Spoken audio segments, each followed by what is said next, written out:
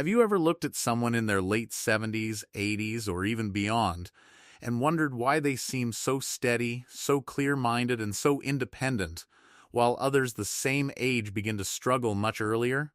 It is easy to assume the answer is luck, good genes, a naturally strong body, a fortunate life. And yes, those things matter, but they are not the whole story. In many cases, the biggest difference comes down to what people do consistently, quietly, and repeatedly every single day. Aging is real. The body changes, the brain changes, sleep changes, appetite changes, energy changes, recovery slows down. But that does not mean decline happens at the same speed for everyone.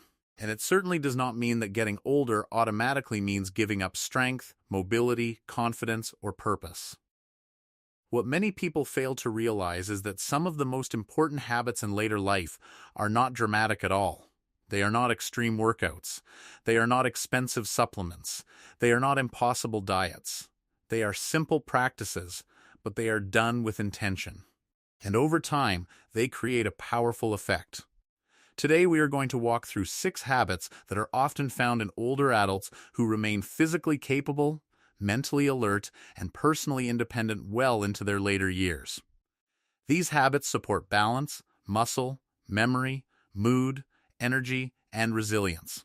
More importantly, they help protect something nearly everyone wants to keep for as long as possible, the ability to live life on your own terms. And make sure you stay with me until the end, because the final habit may be the most underestimated of them all. It is not the first thing most people think about when they hear the word longevity, but it may have one of the strongest effects on how well the brain holds up over time. Let's begin with number 6. Number 6. Drink fluids with intention. Not just by habit, one of the most overlooked problems in older adults is mild dehydration. Not the dramatic kind that sends someone to the hospital. I'm talking about the low-grade, ongoing lack of fluid that slowly affects energy, concentration, balance, blood pressure, and even mood. The challenge is that as people get older, the body often becomes less reliable at signaling thirst. In other words, many older adults are not drinking too little because they are careless. They are drinking too little because they simply do not feel thirsty in the same way they once did.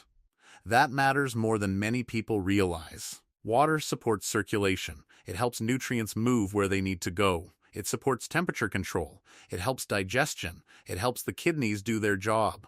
It even influences how clearly the brain works. When the body does not have enough fluid, the brain and muscles both tend to perform less efficiently. This is one reason some older adults notice a pattern like this. They feel a little foggy in the afternoon, a little weak when standing up, a little more tired than they used to be, or a little less steady on their feet. Sometimes the cause is complex, but sometimes it is something as basic as not getting enough fluid throughout the day. The solution is not to force down huge amounts of water all at once. In fact, that can be uncomfortable and unrealistic. The better strategy is consistency. Start the day with a glass of water soon after waking up. Overnight, the body naturally loses fluid through breathing and perspiration. Beginning the morning with hydration helps restore that loss before coffee, errands, or distractions take over the day. Then continue with small, steady amounts of fluid across the day. A glass with breakfast, another with lunch, another with dinner, a small one in the middle of the afternoon. This pattern is often easier to maintain than waiting until thirst becomes obvious. And for some older adults, hydration works better when it is paired with meals or routines. If it is connected to something you already do, you are far more likely to keep doing it. That is what turns it into a habit rather than a good intention. Another important point, hydration is not only about water. Soups, fruit with high water content, herbal teas, and other fluids can help as well, for people on fluid restrictions or with harder kidney conditions, of course. This should be individualized, but the general principle remains the same. Steady hydration supports steady function. There is also a practical quality of life side to this. Good hydration may help support clearer thinking, more stable energy, smoother digestion, and better physical steadiness. And when those things improve, independence often improves with them. If you want a simple takeaway from this first habit, let it be this: do not wait to feel thirsty. Build hydration into the structure of your day. Number 5. Use your muscles on purpose at least a few times every week. Many people think staying active simply means walking. Walking is excellent. It supports circulation, endurance, mood, and mobility. But after age 75, walking alone is often not enough to protect one of the greatest predictors of independence: muscle strength. Muscle is not only about appearance. In later life, muscle becomes function. Muscle helps you rise from a chair, climb stairs, catch yourself when you lose balance, carry groceries, open jars, get in and out of bed, lift laundry, walk farther without fatigue, recover from illness, maintain posture, and keep doing ordinary daily tasks without depending on someone else.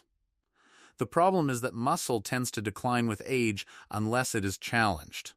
And the older the body gets, the more intentional that challenge often needs to be. That does not mean heavy bodybuilding. It does not mean punishing workouts. It means giving the muscles a reason to stay. This can be done with resistance bands, light dumbbells, sit-to-stand exercises from a sturdy chair, wall push-ups, step-ups, gentle squats with support, or carrying household items with control and awareness. What matters is not complexity. What matters is resistance. When muscles work against some kind of load, the body gets a message.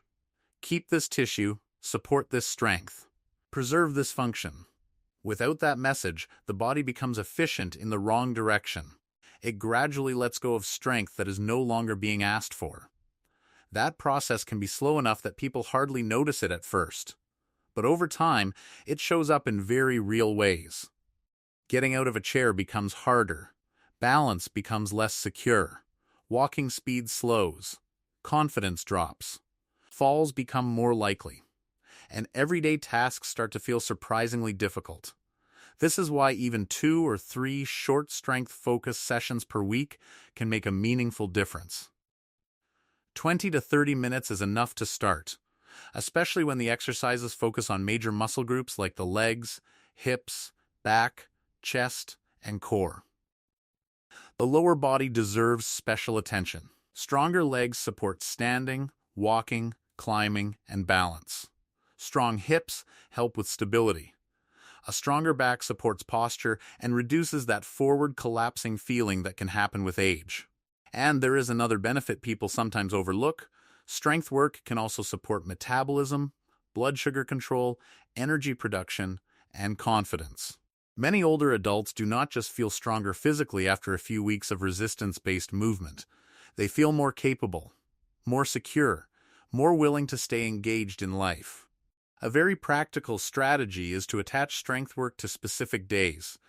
For example, Monday, Wednesday, and Friday after breakfast, or Tuesday and Saturday before lunch. If it lives vaguely in your mind, it gets forgotten. If it has a place on the calendar, it becomes real.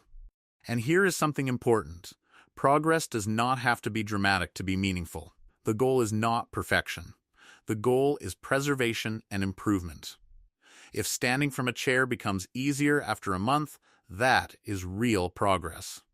If walking feels steadier, that matters. If carrying a bag feels less tiring, that is success. Your muscles are not asking for extremes.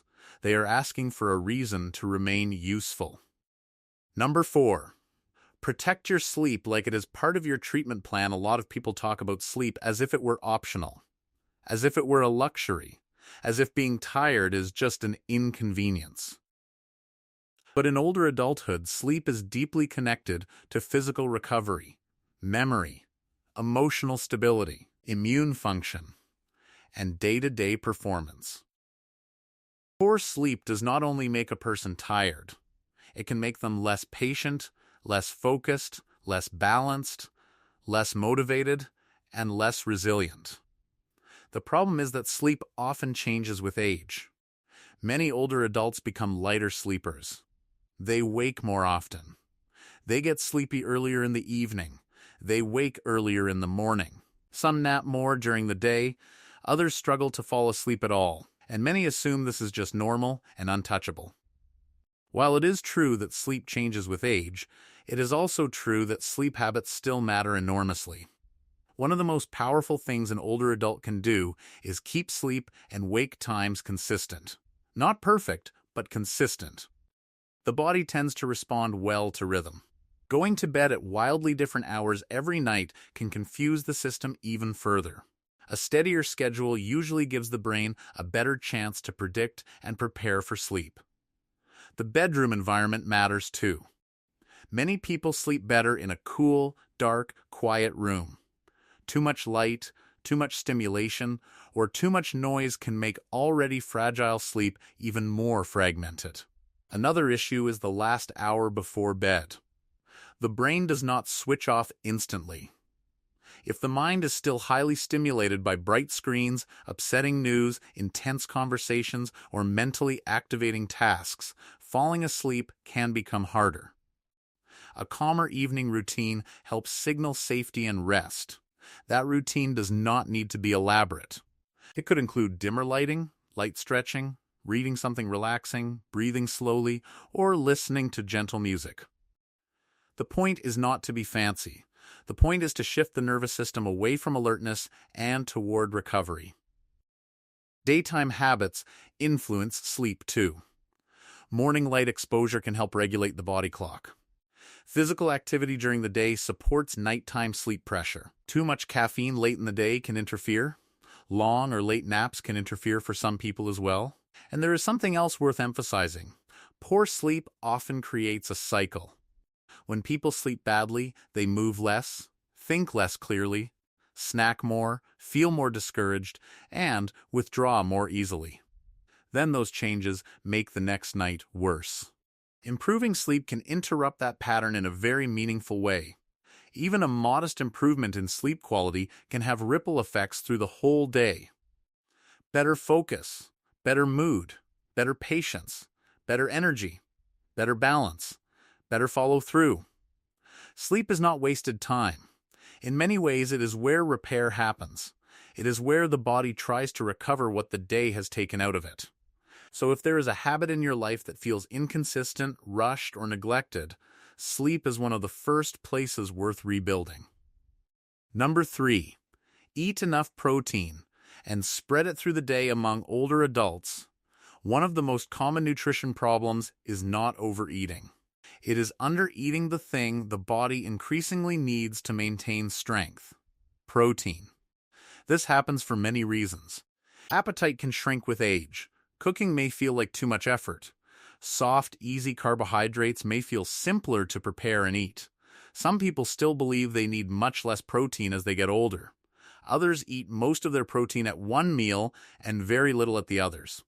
But in later life, protein becomes especially important because it helps support muscle maintenance, tissue repair, immune function, and physical resilience. And the body often does not use protein as efficiently in older age as it did in youth. That means being casual about protein can gradually contribute to weakness, slower recovery, and loss of lean mass. This is one reason someone can lose weight in later life and be told, well, that's just aging, when what they are really losing is muscle. And losing muscle is very different from losing excess body fat. Muscle loss changes capability. It changes balance. It changes endurance. It changes independence. So what does a practical protein habit look like? Usually, it means including a meaningful source of protein at each main meal rather than treating protein like an afterthought. Eggs at breakfast. Greek yogurt. Cottage cheese. Fish, chicken, beans, lentils, tofu, turkey, dairy, protein-rich soups. Whatever fits the person's preferences: chewing ability, digestion, culture, and routine. The key is regularity. If breakfast is mostly toast, lunch is mostly soup with crackers, and dinner is the only real protein meal, the body may not be getting repeated opportunities to support muscle maintenance across the day. Spreading protein more evenly can work better than loading it all into one large meal. And this matters especially when protein is paired with movement. When muscles are used and then nourished, the body gets a stronger signal to maintain tissue that supports function. It is also worth noting that eating enough protein can support healing and recovery when older adults get sick, injured, or hospitalized. Recovery is harder when the body lacks building material. Now, this does not mean every meal needs to be large. It means every meal should do some work. A breakfast with eggs and yogurt works harder than a breakfast of plain toast. A lunch with beans, chicken, or tuna works harder than a lunch built almost entirely from refined carbohydrates. The goal is not obsession. The goal is adequacy. And if appetite is low, sometimes smaller protein-rich meals or snacks can be easier than one large plate. A boiled egg, a cup of yogurt, a protein smoothie, a small serving of cottage cheese, or some nut butter can all be practical additions depending on the person. As people age, nutrition should not only be judged by body weight. A person can maintain weight and still lose strength if the quality of what they eat does not support muscle. That is why this habit matters so much. The body is constantly repairing, replacing, rebuilding, and adapting. Protein helps supply the raw materials for that work. Without enough of it, the body still ages. It just ages with fewer resources. Number 2, stay socially engaged in a real, active way. This is the habit many people underestimate because it does not look medical. It does not come in a pill bottle. It does not sound like exercise. It does not feel like treatment. But meaningful social connection may be one of the strongest protectors of emotional and cognitive well-being in later life. And I want to be clear here. This is not about being surrounded by people all the time. It is about engagement. Real engagement. A person can be around others and still feel deeply isolated. And a person can live alone and remain richly connected if they have regular, meaningful interactions. As people get older, social circles often shrink. Retirement changes daily structure. Friends move away or pass away. Driving may become harder. Hearing problems may make conversation tiring. Mobility changes may make outings feel like too much trouble. And grief can lead people to withdraw without fully realizing how much that withdrawal is affecting them. The danger is that isolation often builds slowly. It does not always announce itself dramatically. It can begin with skipped gatherings, fewer phone calls, less motivation, and longer stretches of silence. But over time, this lack of connection can affect mood, thinking, energy, and even physical health. Meaningful conversation activates the brain. It requires attention, memory, response, interpretation, emotion, and flexibility. It invites laughter, reflection, curiosity, and a sense of belonging. Those are not small things. They are part of what keeps the mind engaged with life. Emotional connection also matters because human beings regulate stress better in the presence of trust, support, and shared experience. Feeling seen and heard can reduce the burden of chronic stress in ways people often overlook. So what does this habit look like in real life? It might be a daily phone call with a friend or sibling, a standing coffee date, a weekly faith gathering, a walking group, a volunteer commitment, a class, a lunch with a neighbor, a book club, a grandchild visit, a community center program, a regular game of cards. What matters is that the interaction is active, not passive. Watching television in the same room as someone is not the same as conversation. Scrolling does not replace connection. The brain benefits most when it is participating, not merely receiving. There is also tremendous value in combining social connection with movement or purpose. A walk with a friend is powerful. So is volunteering. So is helping someone else. Purpose deepens engagement, and engagement often strengthens resilience. One of the most important signs of healthy aging is not just, can I still do things? It is also, do I still feel connected to other human beings? Because that connection supports identity. It supports motivation. It supports memory. It supports hope. And if someone has become isolated, the answer is not to shame them. The answer is to rebuild gently. One call, one outing, one recurring plan, one familiar face. Small re-entry is still re-entry. Connection is not extra. For many older adults, it is essential. Number 1. Challenge the brain with something new and difficult. Now we come to the habit that may be the most powerful and the most overlooked. Many people believe that keeping the brain active means doing familiar puzzles, reading the same kinds of material, or repeating activities they already know how to do well. Those things can be beneficial. But if you want to push the brain to adapt, there is something even more important. Learning. Not passive exposure, not entertainment. Learning. The brain responds in special ways when it is forced to work through novelty, when it has to pay close attention, when it has to make mistakes, when it has to remember, adjust, coordinate, and improve. That effort matters. Aging brains tend to favor efficiency. That sounds positive, but it comes with a cost. The brain gets better at familiar routines and less eager to build new pathways unless it is given a reason. If days become too repetitive, mentally undemanding, and predictable, the brain may remain comfortable but under-challenged. That is why older adults who continue to learn often seem different. They stay mentally alive, curious, flexible, engaged. They are not only remembering the past, they are still creating new mental experiences in the present.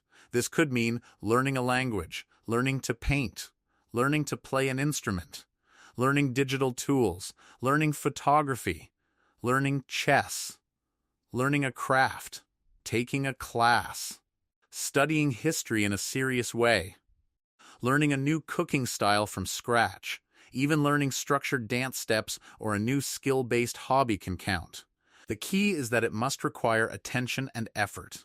It should feel a little uncomfortable, a little frustrating, a little humbling. That is not failure.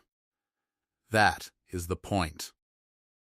The same way muscles need resistance to stay strong, the brain needs challenge to stay adaptive. And one of the most beautiful things about this habit is that it does more than support cognition. It often improves mood and identity too. Learning gives people something to work toward. It creates momentum. It creates progress. It gives structure to time. It reminds a person that growth did not end just because a career ended or children grew up. It also helps prevent life from shrinking into maintenance alone. There is a big difference between existing and engaging. Novel learning keeps a person engaged.